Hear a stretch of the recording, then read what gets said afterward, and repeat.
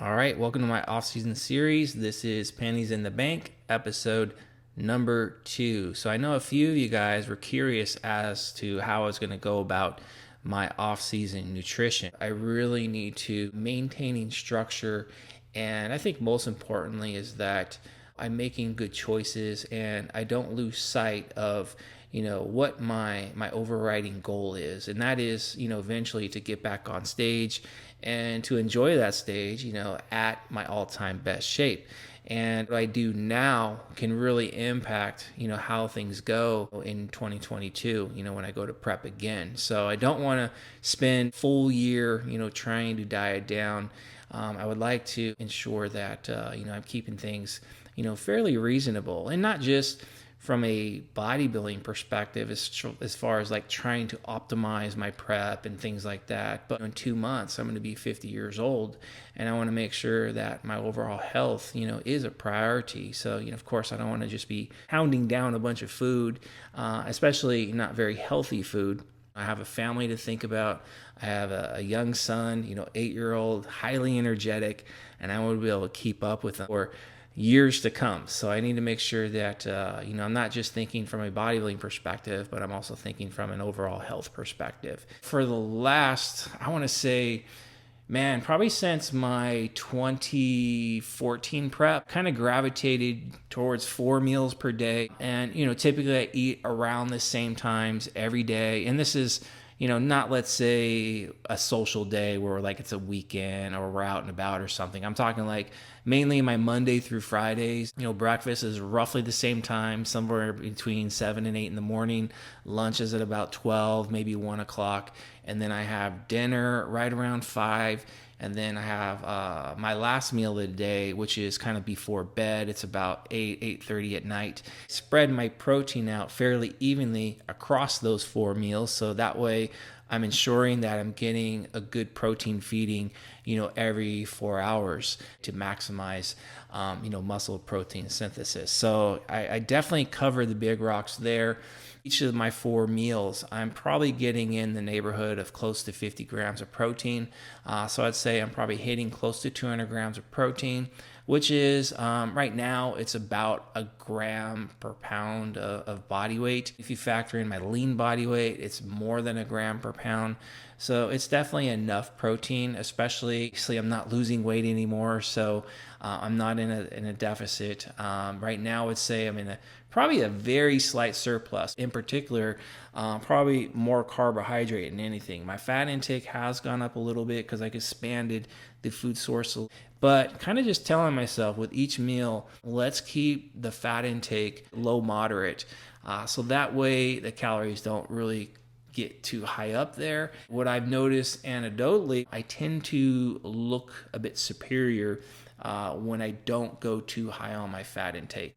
80 grams would be kind of like the max, but I would say most days right now anyways are probably in the neighborhood of 50, 60, 70 if I had to guess. Carbs probably, if I had to estimate, in the neighborhood of 300 to 400 grams. So I'm kind of just putting these checks, for myself. Like, hey, don't go over 20 grams of fat per meal. Don't snack in between meals. Stick to your structure and try to make very good choices, especially when you're out of your day-to-day routine, meaning the weekends. Like, I'm away with that.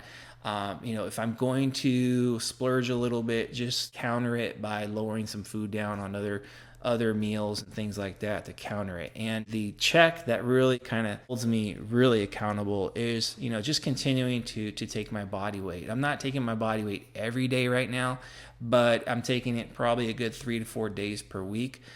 So that way it keeps me honest. Like I don't have any issues at all gaining weight. It's very easy for me to gain weight. So I have to be extra careful right now not to let myself go. So trying to cover the big rocks, 4 meals per day, spread the protein out evenly across those 4 meals. Don't let my fat intake get over 20 grams per meal. So I keep myself, sub 80 grams of fat per day, because I know that's going to keep me on the tighter side, especially if the calories don't get way crazy, right? So if the calories are okay and the fats are low to moderate, then I'm not going to let myself go. And if my body weight is, staying under the 197 mark, but yet not going below the 193 mark, let's say, because that's another factor. Like, I don't want the scale to go down. If it starts going down, then I know, okay, I'm not eating enough to support my current body weight, and it wouldn't put me in a conducive environment to potentially increase my lean mass, because I would therefore be in a deficit. So I want to make sure that, I'm not losing weight either. So again, that scale, not that it's the holy grail, but it is, for me right now anyways, a nice accountability tool to keep me in line with what I'm trying to do. And that's, again, the main goal is to, try to see if I can improve some lean tissue. And, of course, the training is what's really going to facilitate that. That's going to obviously create the stimulus, and the food is there to support it. In a nutshell, that is kind of the base structure. And as far as food source, what I try to do there is my first meal a day, I try to get either one or two types of fruit, so that way I'm kind of covering my bases there. And then lunchtime, I try to get in a vegetable. That's not always the case. If I don't get it in at lunch, then I make sure to get, one or two vegetables in at dinner time, so I'm covering my basis, with micronutrients.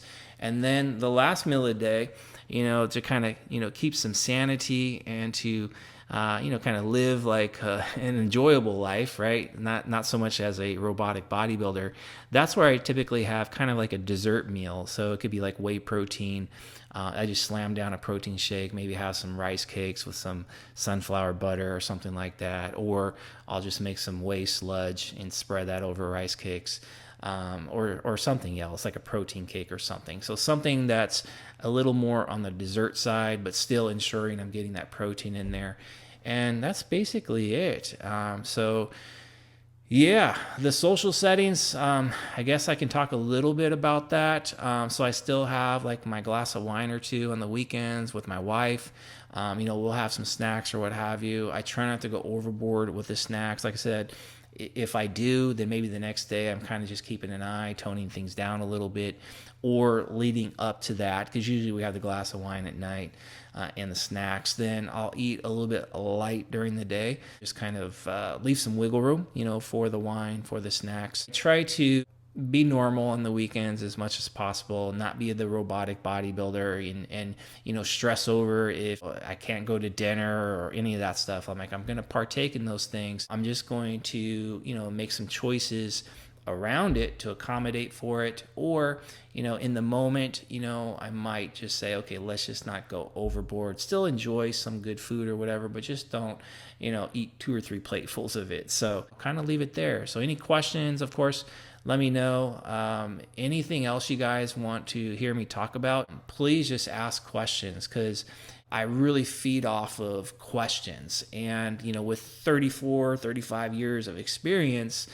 there's a lot up in my brain, but sometimes it's better if it gets pulled out. So I encourage you guys to ask questions. And, if I can, get to them with the comment section and just type up, something quick, get you, I'll do my best to do that. But some of the better ones, I'll definitely answer those in these videos, because I think a lot of people can benefit from it. So other than that, though, I'm going to let you guys go. Hope you guys have a great weekend. Thanks for listening, and we'll talk with the next one.